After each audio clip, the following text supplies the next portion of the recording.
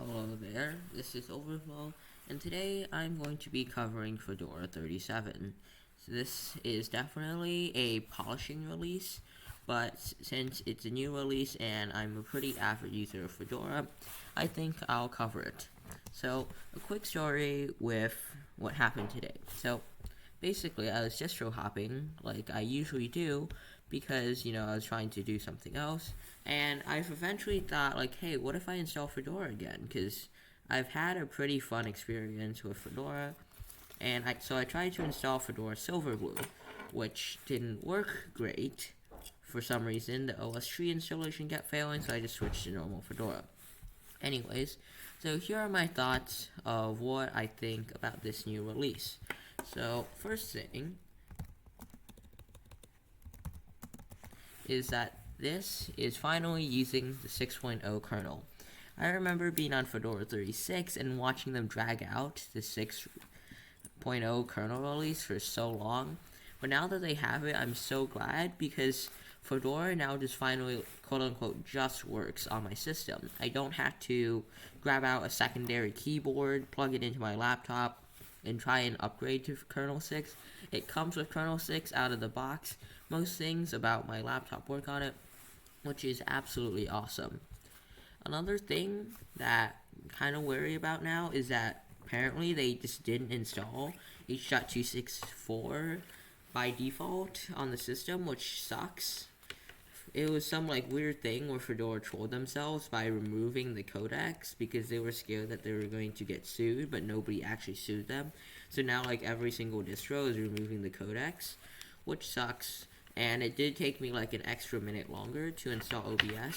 But that aside, there isn't much wrong with the release except for some oddities that could be improved.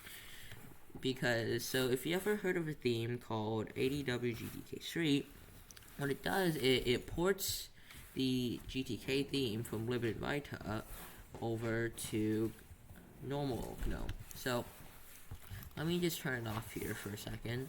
So if we go back, you can see that without the theme, it looks super uneven.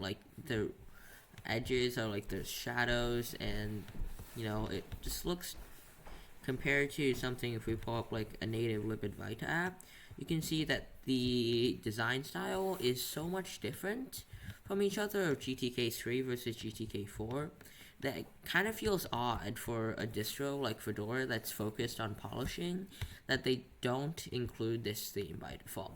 I'm going to turn it back on because you can see now everything looks uniform. It looks like one app. Although it's probably because they wish to ship stock GNOME, but if they're going to ship stock GNOME, then maybe GNOME should install it.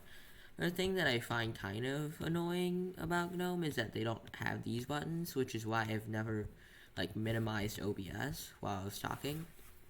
But other than that, the thing that I do like is this right here that shows when your screen is shared. They had that on macOS since macOS Monterey, when I made a video on that. But it is pretty cool that it's built into GNOME now, and apparently if you click it, it breaks OBS, so that's great. Okay, now that we're back, I'd like to show you around some other new features of GNOME 43. So we have this right here, which is kind of the macOS-ish control center. It's not perfect. A lot of the things just open settings, which I'd wish, there'd be an actual drop down, like the power profile selector. But a lot of them just having a screenshot button is really useful. But settings, sure. Lock, power, Bluetooth. I definitely would see improvements that could be made here, but I think it's pretty good so far. It's kind of a good step away from the GNOME 3 style where everything is just in one long list. So, yep, nothing new there. Okay, touchpad gesture just broke for a second. And also, going back to Fedora 37, they have LibreOffice installed by default.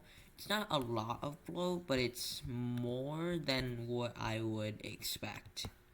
So, with that, I think this is the end of this review.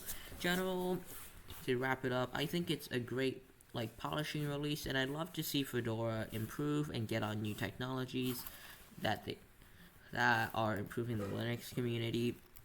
So I thank you for watching. I'll see you in the next video, which might be a video essay.